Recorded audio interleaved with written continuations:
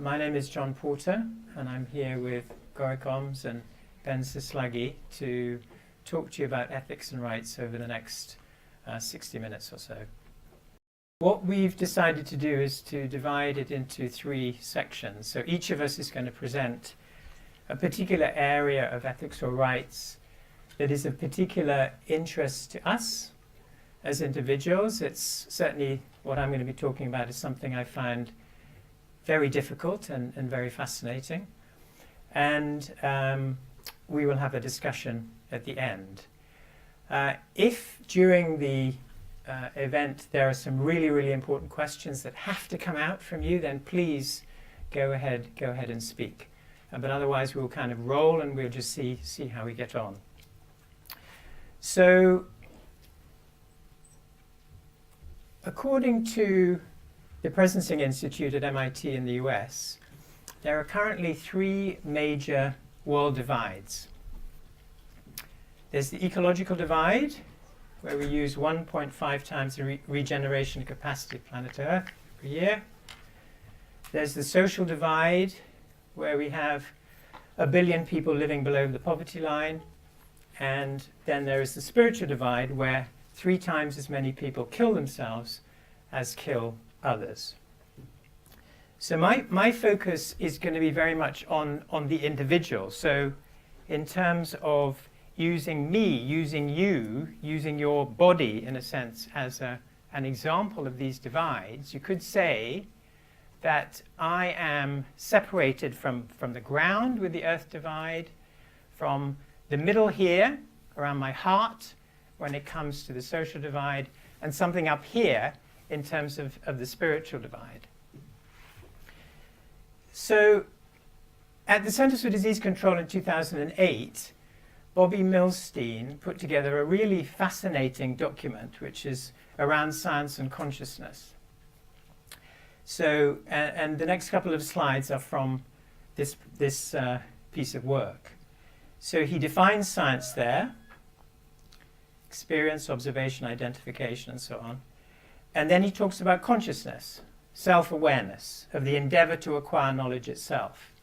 And he goes on to say that conscious science expands the scope of knowledge to include information about one's environment, one's own existence, sensations, and thoughts. So for me, what he is asking me to do is, I've used the structures already of what I have physically here, but I need to go even wider than that in terms of when I reflect on what the self is, who I am, I need to be thinking about all the things that are around me. I need to have awareness of the wider room, of who's in it, where I'm paying attention, and so on. And then he goes on to say that in terms of public health, when enacted with conscience, public health work includes a moral or ethical aspect to one's conduct, together with the urge to prefer right over wrong. So what he's then saying to me, there's something about my capacity as an individual, your capacity as an individual, to really understand and to think about and feel what it is to be right and wrong. When is my action going to be right, and when is my action going to be wrong? In public health, this is, in a sense, the crux of one of our, what I say, greatest tensions, this tension between the individual and the population.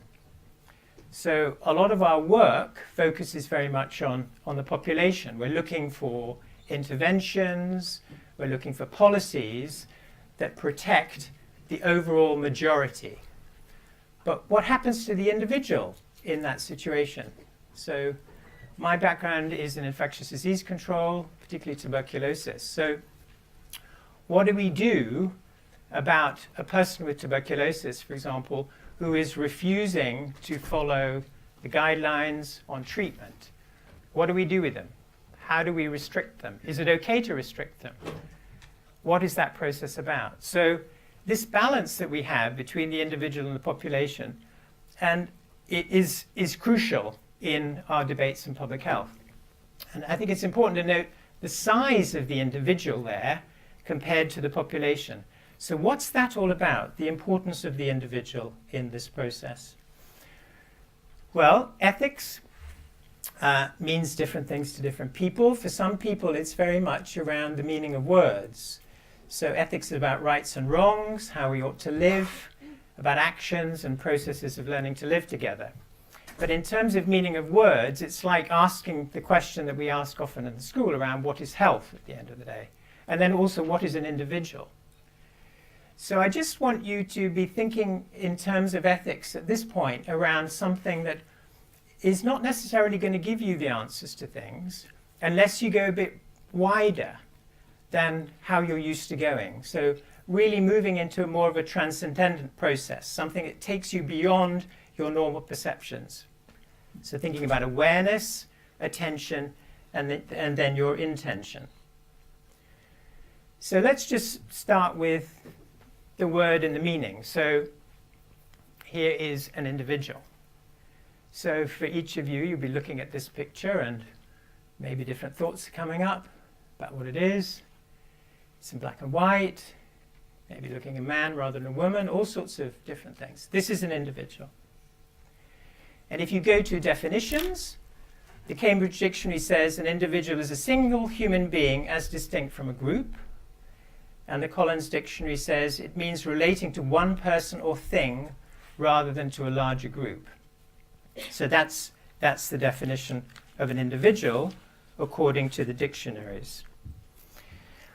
Okay, well, let's look at some other perspectives on what the individual's about. So this is from a book called Demanding the Impossible, A History of Anarchism, where Mohandas Gandhi says that life will not be a pyramid with the apex sustained by the bottom, but an oceanic circle whose center will be the individual. So, what does that mean? Clearly meant a lot to Gandhi. What does that mean to you?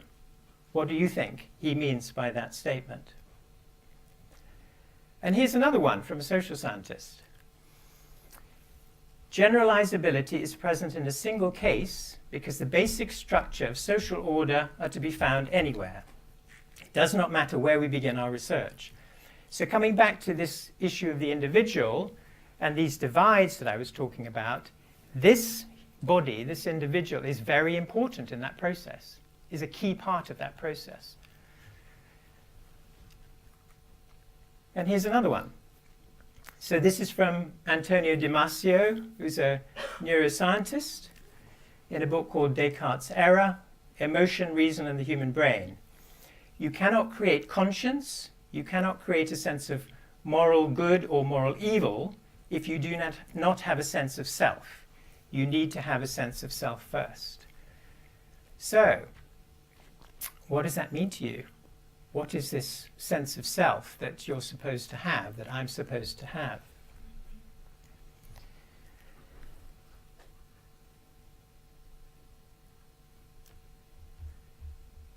So what I'd really like to do now is to ask some questions, but we don't really have very long. So I'm just going to let you think about that for a minute, and then I'm going to give you something else to think about.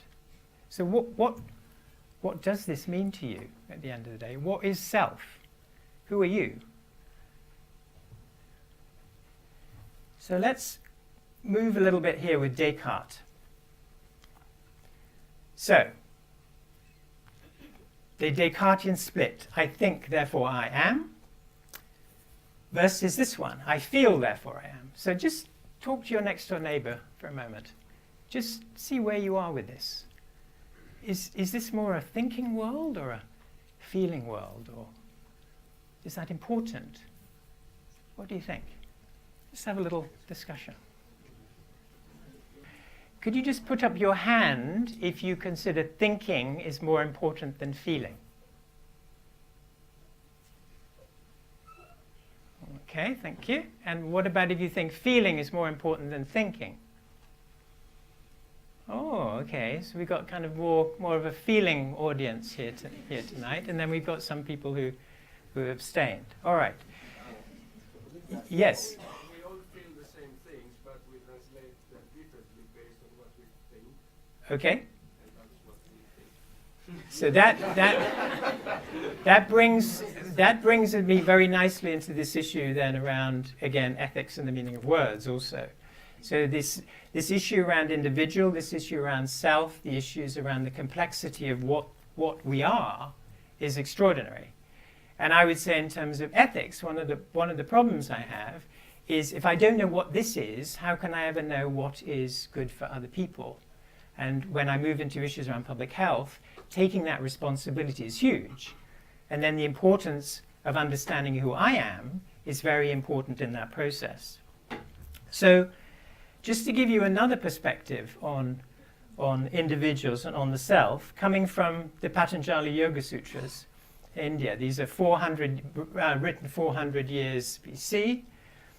And let's see whether I can... No.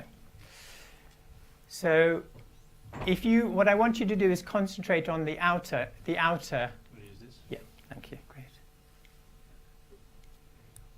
So, on the outer two here, relationship and discipline. So the Yoga Sutras, for those of you who do yoga, go in from things like the asanas through to the middle here around samadhi, which interestingly has words like empathy and emotions in it. But this area, around relationship and discipline, is where the ethics lies. So these are the yamas and the niyamas. So this is around discipline. This is around yourself. Your self-ethics. And this is around your relational ethics. So this is what we need to be aware of as individuals when we're relating to other people. And what they say in the Yoga Sutras is that this is how we start. There's no point trying to go in to the center here unless we understand these basic issues about the individual self. And these are the relationship ethical rules that they talk about: ahimsa, satya, asteya, brahmacharya, aparigraha. So non-violence, truth, non-stealing, sexual fidelity, and non-possessiveness. So in terms of the individual and us, and as we move into ethics and we move into rights, this is crucially important, taking responsibility for our own ethical action. So as an individual, as we move into relationships with others, this is absolutely crucial. And then when we move from this into the next stage, which is around community, into threes, again, it becomes crucially important. But at the end of the day, this individual self that we are is crucially important in ethics and crucially important in public health ethics and rights. So on that point, I'm going to hand over to Ben. I put up the next slide. So that's the community. Do you want this? Yeah, thank you. So, thank you. I guess I'm moving into so John brought us to the space of the I am. Is this coming through? Yeah? Yeah. So I'd like to move a little bit on the we are. So John talked about the individual and their relationship with the other, and I'd like to think a little bit more about what it means to be in a group. So I have a question, which might sound a bit unusual, but has anyone ever sung in a choir? Could you raise your hand if you have?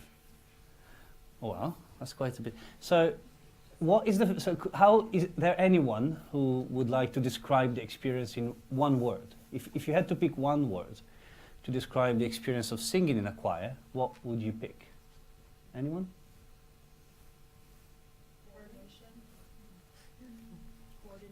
Coordination? Harmony? Anyone else? Uplifting. Who said that? Uplifting? Thank you. Everyone agrees? Anything different? Yeah? Depends if it's a good choir. That's a very good point. Who said that? Who said? I agree. So what happens in a good choir? Coordination. Coordination? Would you agree with coordination? If that's the intention, then yes. Okay.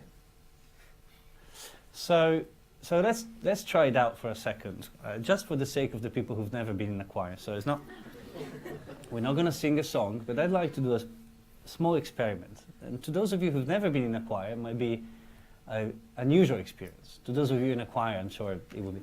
So I'd like for us to hold a note for a second or two, okay?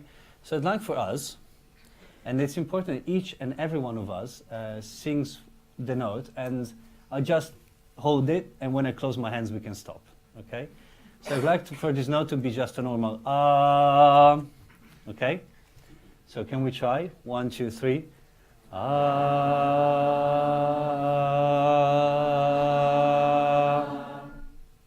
Okay. So who was doing the singing is my question. Right? The question I ask myself is, what does it mean to do something with others?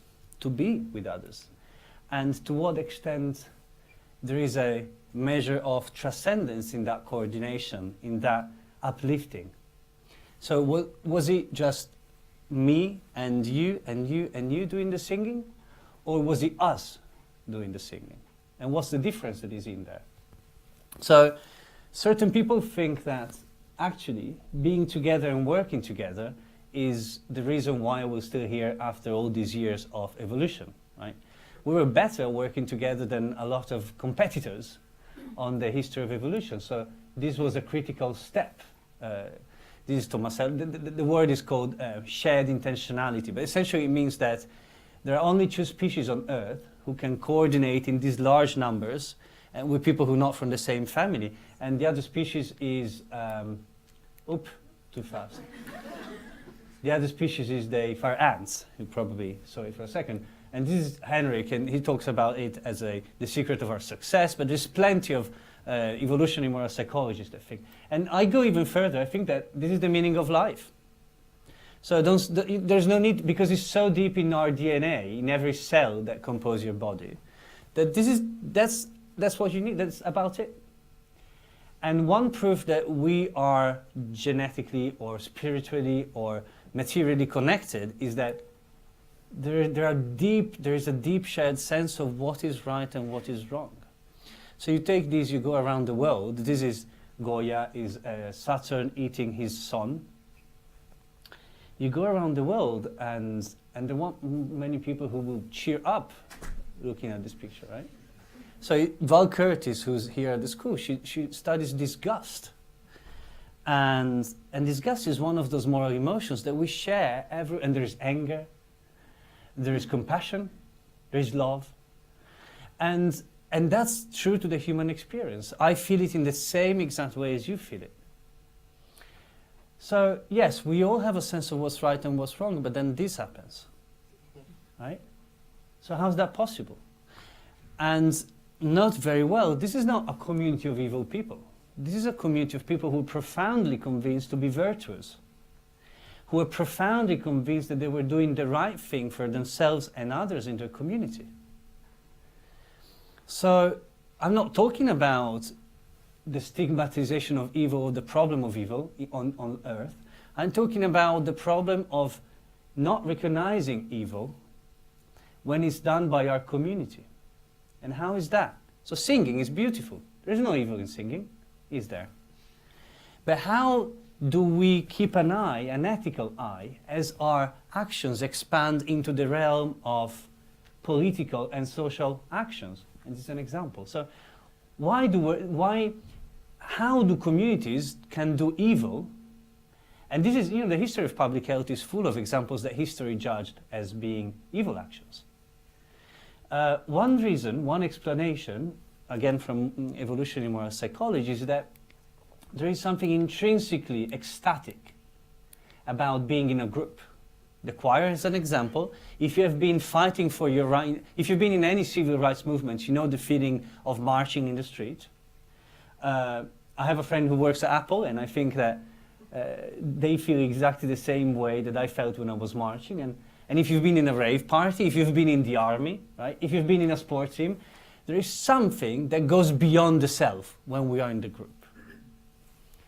That something, however, can be as protective as harmful. And the line between the self and the community and how we make moral choices, the line that separates right and wrong, is very difficult to identify. So on the one hand, we live in a neoliberal glorification of the individual, right? As we walk around, everything is about the individual.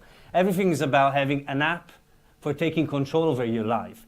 Most of the public health projects around are about making people independent. International development pushes for independence. How do we make people autonomous? And yet we forget that we are here because we are interdependent. But there is good in both. And how do we trace that line? So, yeah, we have one sacrificing the self for the community, something that is not very common in the Western society as I experienced it myself. So we have people who are elected as shamans, or who become community leaders, or who become nurses, right? So is the dedicating life to the group. And then on the other hand, we have the community caring for the one. So in Senegal, in the neighborhood where I lived for about 5 years, there is a practice called the ndeup. Is anyone here from Senegal? No?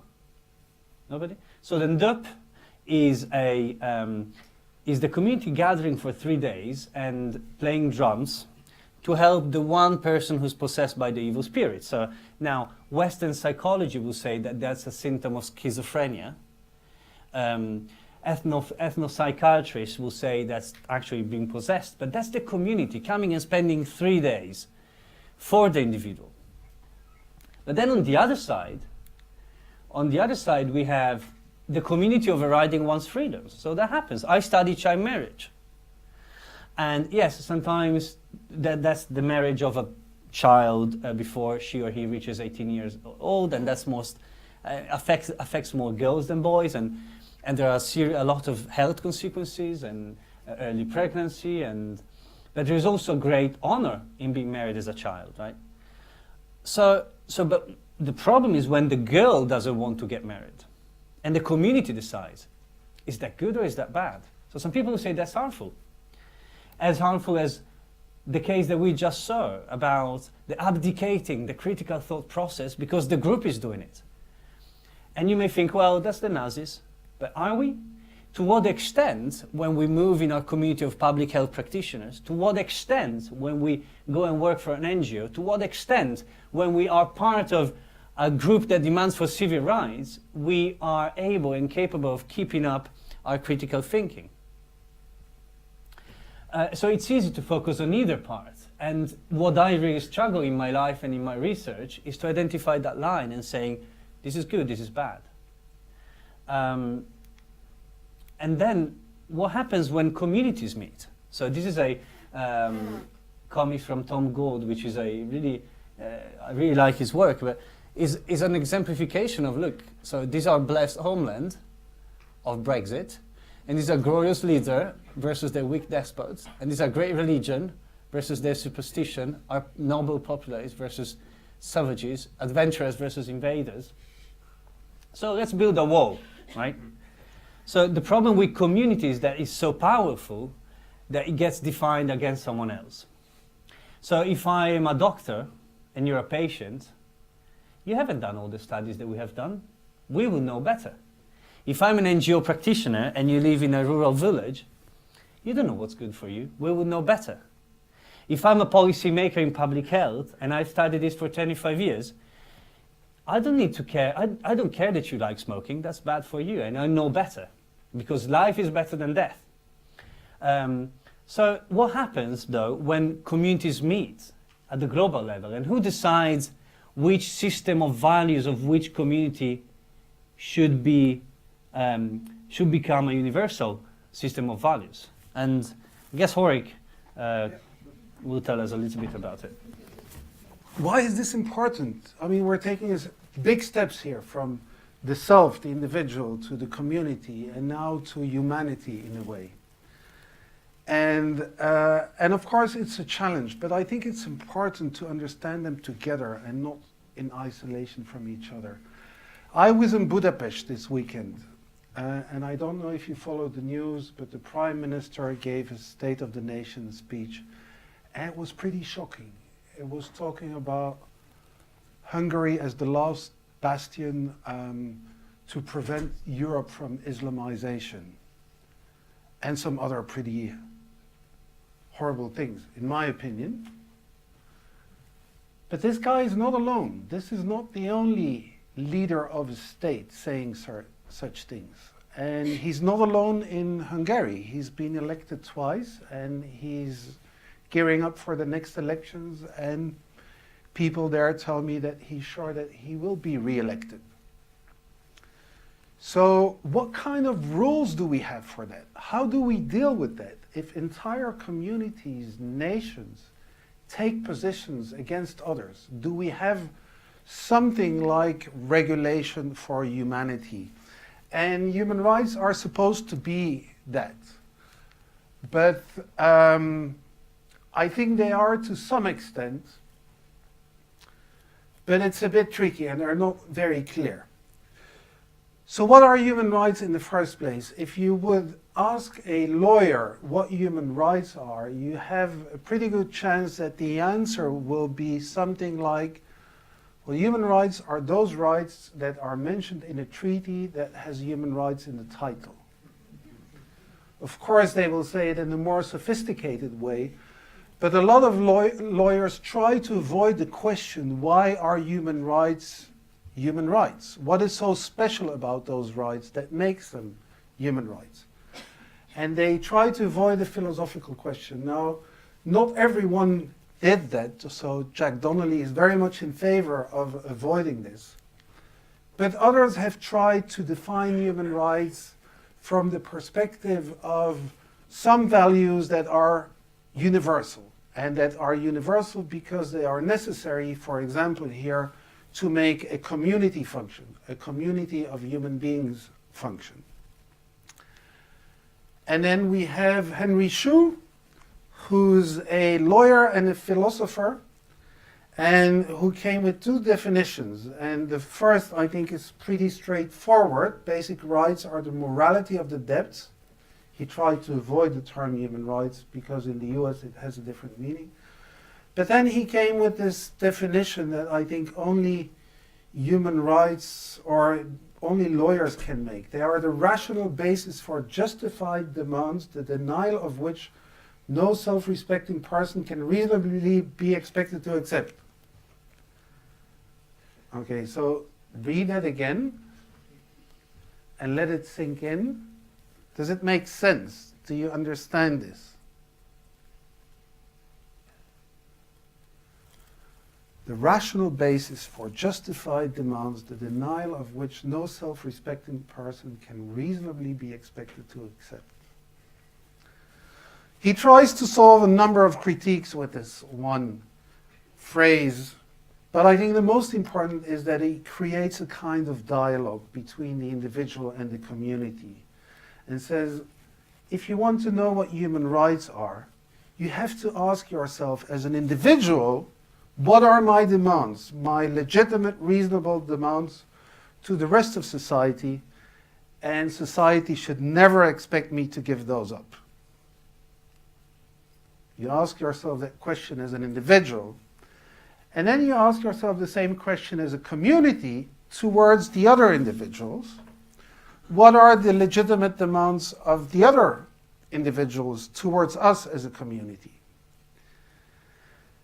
And if you play that kind of intellectual ping pong a couple of times, then you will probably end up with a list of rights that are similar to those mentioned in those treaties.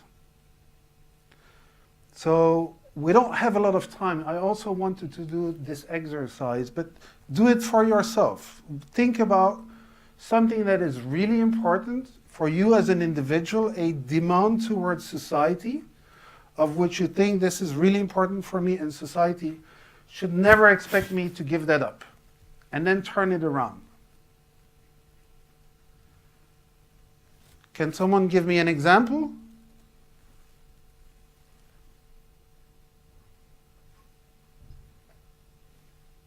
No? Freedom of movement. So then the idea is my demand towards society is please don't stop me when I want to move. Yeah?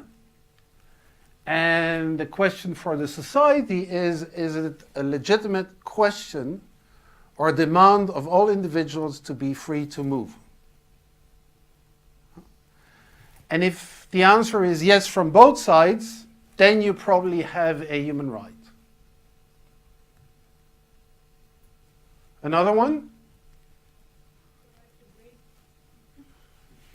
The right to breed. Yeah.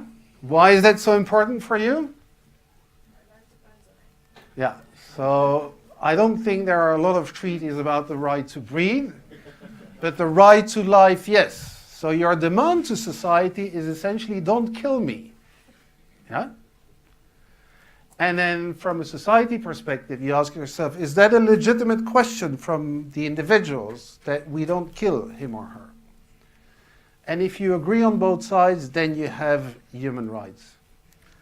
Now, what you have probably as a result is a number of essential don'ts and a number of essential do's. Don'ts in the sense of don't kill me. Yeah? The legitimate demand from the individual towards society is society to not do something. You will also have a number of do's, and the do's will be something like my individual demand to society is that society should provide me with the medicines I need to survive. Then society should do something positive. So you have this mixture of what lawyers call freedoms and entitlements. The freedoms are the human rights that you have if society is not allowed to do something to you. Freedom from torture. Society, do not torture the individual. The right to health, or perhaps the right to health care, is more an entitlement, where society should do something positive. And that may be a subtle difference, but in law it actually created a big difference. We have one universal declaration of human rights, but we actually have two covenants, two different treaties. One that talks about the freedoms, and it's a bit misleading that we call them negative rights. What is meant with that is that the corresponding obligation is negative. The corresponding obligation of a freedom is society should not do something, should not interfere when you want to express your opinion. The essential do's are the entitlements, things that society should do, and therefore your entitlements towards society. So in the Universal Declaration, we have both of them together, but that's a declaration. That's not international law, or that's not a treaty that states can ratify. We have then the International Covenant on the freedoms, if I can call it like that, and the International Covenant on the entitlements. And the wording is very similar, but there are some important differences, and I highlighted two of them, one in green. So for the freedoms, each state party undertakes to respect and to ensure all the rights mentioned in there, all the freedoms. For the entitlements, each state party undertakes to take steps to the maximum of its available resources. That actually means that the right to health, for example, leads to different demands or different entitlements depending on the country you live in. Because the steps that a state can take to its maximum available resources are a lot bigger in the UK than in, for example, Burundi. And so we have the same right to health, but actually what we can do with it, the entitlement, is very different. So the principle is the same. And there's something wrong with that. If we're talking about human rights, somehow all human beings should have the same entitlements. That's where the other difference comes from. And they added here true international, individually and through international assistance and cooperation. And that's also an expression of the idea that the entitlements are expensive and therefore some countries will need assistance from others. Now that's quite vague. And that's all we have in the legal text. What lawyers usually do when they have a vague text like this is interpretation. Different techniques of interpretation. And the first one is try to find out what were those people thinking when they actually wrote this. Do we have notes of those meetings? What was their intention? And we have them. And actually their intention was to keep it very vague because they couldn't agree. And some countries really felt that this was important, the poorer countries. And the wealthier countries said, well, we don't want to put it too clear because then we will have a legal obligation towards other countries. So, the right to health is the right of everyone to the enjoyment of the highest attainable standard of physical and mental health. It's a very high standard, but you have to understand that together with Article 2.1. That's the right that everyone has, but the obligation of the state is to take steps towards that highest attainable standard. And then we have a committee sitting in Geneva trying to make sense of those treaties, trying to give some interpretation and some comments on how well countries are doing. And they said at a certain moment, well, this progressive realization, as it is called, this obligation to take steps, is actually a bit problematic because it's very easy for countries to say, we're trying, but we're poor and we can't do much and taxpayers don't want to pay more money, etc. So this is all we can afford. And so the committee then said, well, actually for each of those rights, those entitlement rights, there must be a minimum core, a minimum essential level below which the right itself becomes meaningless.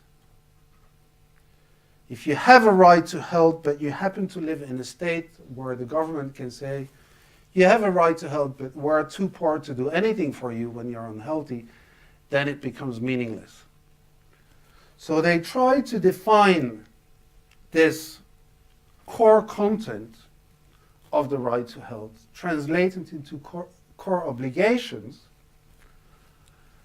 And that's what you have here, the core obligations, access to health facilities, goods and services on a non-discriminatory basis, food, water and sanitation, housing, essential drugs, etc. It's actually quite ambitious.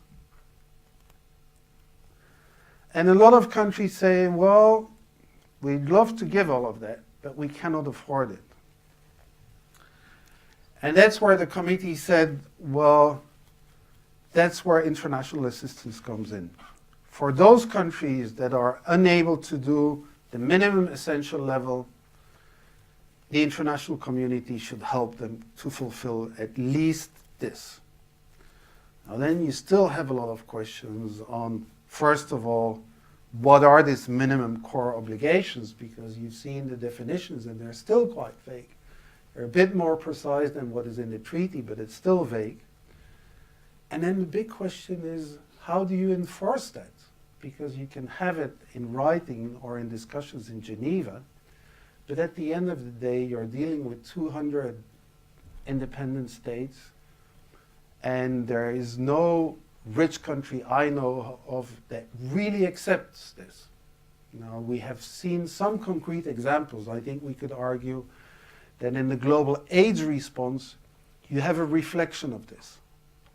You have this idea that the core content of the right to health includes antiretroviral treatment if you need it. And therefore, if countries are too poor to pay for it, the international community should pay for it.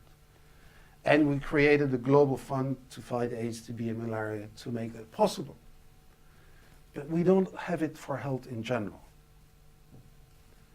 And that's just one example of a human right. There are many other human rights that are important for health. And I think, yeah, I'm happy that they exist because that's actually all we have in terms of regulation of humanity.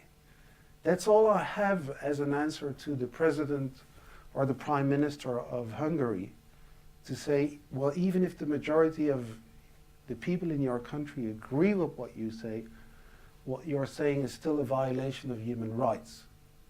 And they are perhaps more important than the opinion of the majority. If we don't have that, then basically every state can decide, every community can decide on their own. But at the same time, we have to acknowledge that the expression, the formulation of those human rights was made at a time where a lot of countries of today were still colonies and feel that actually this is a very Western expression of perhaps a universal principle, but not something that they are happy to agree with. So there's a lot of work still to be done.